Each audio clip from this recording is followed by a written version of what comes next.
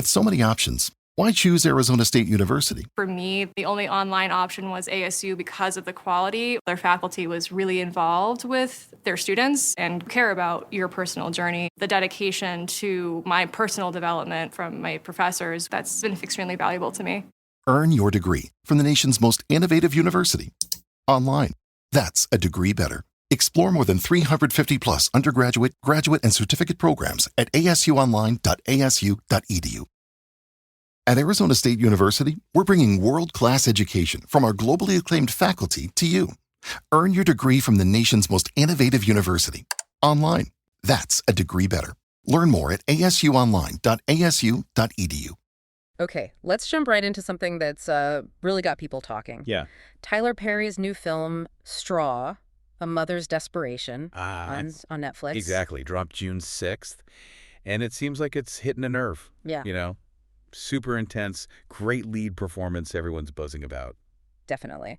And for this deep dive, we've gathered a bunch of reviews, reports, reactions, kind of everything. Trying to get the full picture. Yeah, exactly. The goal is really to sift through it all and give you a clear sense of it. What's the story? What was Perry trying to do? How's it landing? Right. Why does it work for some folks and maybe not so much for others? So basically, a quick, thorough rundown of the whole conversation around Straw. Let's unpack it. All right. So first up, it's classic Tyler Perry in terms of involvement. Directed, written, produced, all him. And runtime. About 108 minutes. And the sources we looked at, they make it pretty clear what his intention was. It was. To really shine a light on systemic neglect. And also to highlight the resilience of Black women under immense pressure. Okay, and that sounds like it feeds directly into the main character. Absolutely. Janiah Wilkinson, played by Taraji P. Henson. And her performance sounds like it's key. Oh, totally. She's the engine, like you said earlier. She plays this single Black mother, and her situation just spirals. Ends up in this intense bank standoff. So what's her initial situation? How bad is it? It starts really grim. Yeah. Like eviction threats looming. Okay. She hasn't gotten her paycheck. And her daughter, Aria, is very sick. Wow, that's a lot hitting at once. And it just gets worse, fast. Her boss won't release the check she's earned. The landlord actually evicts her. And then the absolute breaking point. Her daughter has a really severe seizure. Oh, man, so that's what pushes her. That seems to be the catalyst. This desperation just boils over. The sources talk about this violent moment at a grocery store. What happened? She gets involved in a robbery, 2 guys. And in the middle of it all, she kills one of them. Oh. Yeah, she grabs her check finally and just runs. So she's got the check, but she's obviously in a terrible state. Right. Her only thought is get to a bank, cash it. Yeah. But, yeah, it doesn't go smoothly. Let me guess, they won't cash it. Bingo. No ID. And in that moment, totally overwhelmed, she pulls a gun. Not planned, just desperation. Exactly. And suddenly, boom, hostage situation. Inside the bank. Yeah. And you've got other characters trying to handle it. The bank manager, Nicole, that's Sherry Shepard. Okay. And Detective Kay Raymond, played by Tiana Taylor. They're trying to de-escalate. All right, so we have the setup. But Yeah. you mentioned something interesting. Ah, yeah. Here's the thing.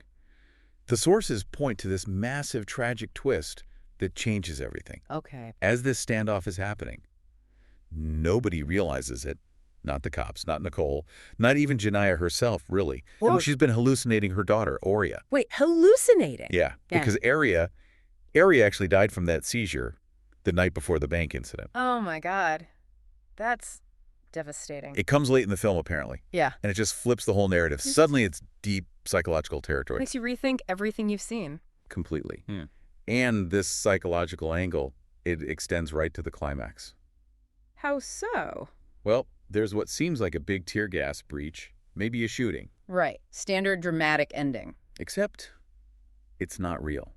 According to the sources, that's part of Janiah's hallucination, her breakdown. So what actually happens? In reality, Yeah. she surrenders peacefully.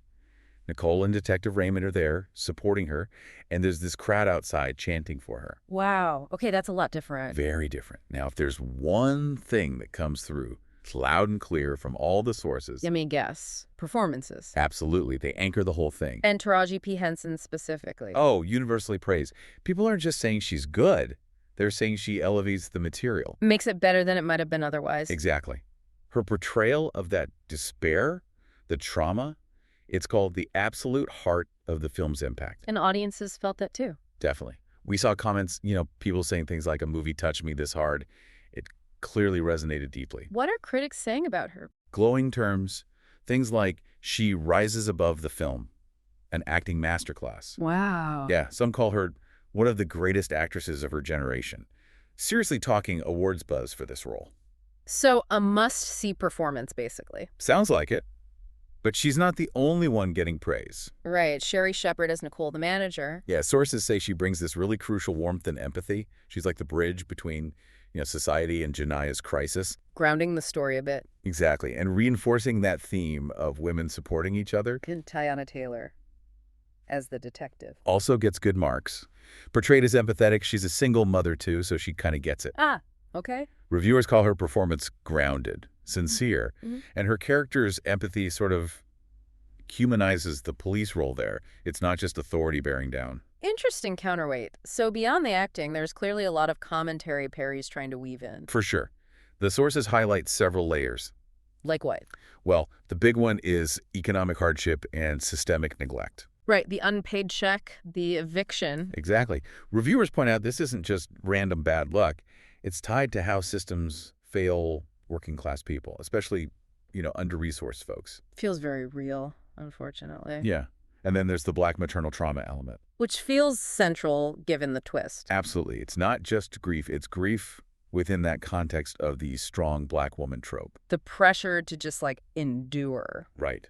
The sources suggest that the film critiques that, showing the cost of silence pain when you're expected to be invincible, even when everything's failing you. And the mental health aspect, the dissociation. That's explicit too. The hallucination of Uriah, the distorted ending, it gives you a really visceral window into that kind of trauma response. So it becomes a journey into her psychological state. Very much so.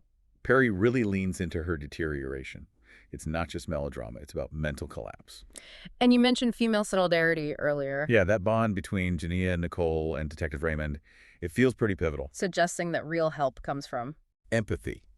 Understanding between individuals, maybe more than from institutions. Okay, so those are some powerful themes. But looking across the sources, it's not all praise, right? There's a balance. Definitely. There are clear strengths people point to, but also some significant weaknesses, according to me. Strengths first. Gotta be Henson's performance again, right? Top of the list, consistently. What else worked well for people? The emotional stakes. That feeling of being trapped, pushed too far. It clearly hit hard for a lot of viewers. We saw those intense social media reactions. Yeah, every scene just traumatized me. It speaks to that raw power. And the moral core. People felt that too. The message about empathy, humanity. It felt earnest. Reviewers said it was rooted in something real. Especially the community support at the end. Right. That moment seems to land Perry's moral point effectively. Okay, but then the weaknesses. What were the main criticisms? A big one, often tied to Perry's style, is heavy-handedness. Melodrama. Yeah. Some felt the constant piling on of crises felt, a bit much. Contrived, maybe. Overload. And connected to that, the plot itself. Criticisms about unrealistic escalations. Yeah. Does everything really have to go wrong this badly, this quickly? Plausibility stretched a bit thin. For some, definitely. Specific moments, like something about a mistaken bomb, were called out as absurd. Dialogue, plot twists. Some critics found them lacking realism. Okay. And what about the systemic critique? Does it go deep enough? That's another point of debate. The Yeah. film points to big issues, poverty, healthcare failures. Right. But some argue it doesn't really dig into the why. It evokes the feeling, the pain, but maybe stops short of a deeper analysis of the systems themselves. More feeling than analysis. Kind of, yeah. That's the critique. So how did this all shake out in the reception, critics versus audiences? It's pretty split, which is fascinating. Critics generally mixed, leaning negative. Like on Rotten Tomatoes. Yeah, the score reflects that. They often praise Henson, but fault the overall execution, the script, the melodrama. Any specific critic demographics stand out? Some noted that female critics, while loving Henson, were sometimes harsher on what they saw as Perry's narrative oversimplifications. Interesting. But the audience? Much more positive. The Rotten Tomatoes audience score is way up there, like 80% popcorn meter. So viewers are connecting differently. Seems like it.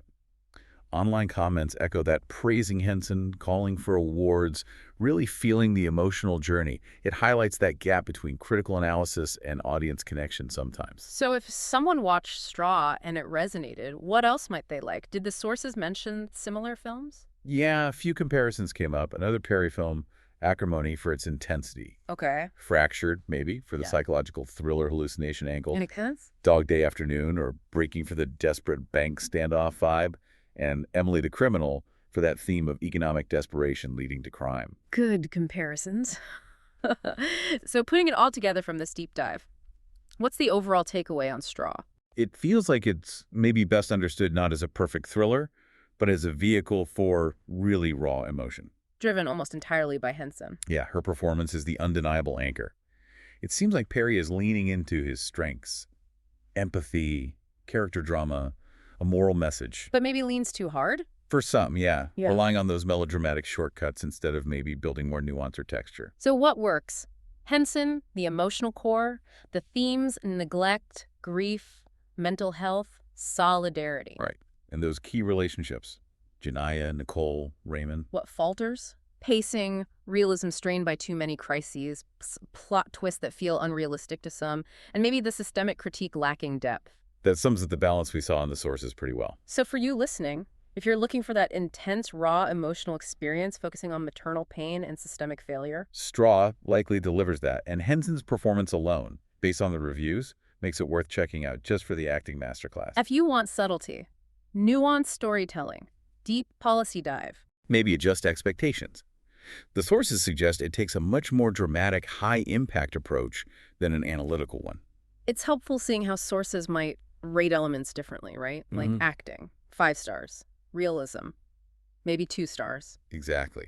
That kind of disparity really tells you what the film prioritizes. And ultimately, the film's power seems to lie in those moments focused on Janiyah's inner world. Yeah, when it lets Henson just be in that space, it trades subtlety for impact. It's bold, it's a cry for empathy, and according to many, parts of it really stick with you. So a final thought for you to chew on. Consider how films like this, using intense personal drama to tackle huge societal problems, neglect, mental health, shape our understanding. How does that compare to, say, a documentary? Yeah, what happens to empathy when a film goes for that raw emotional hit, maybe at the expense of strict realism? Something to think about. This It's On moment is brought to you by On Nicotine Pouches. If you're just tuning in, we're on the first tee at Fairway Links, and Spencer is up last. Steve, he's got to be feeling the heat. Everyone's had a monster drive so far. No doubt, Sue. A hush falls over the foursome as Spencer brings his club back. Oh, Steve, it looks like it's on. Products for tobacco consumers 21 years of age or older. Warning, this product contains nicotine. Nicotine is an addictive chemical.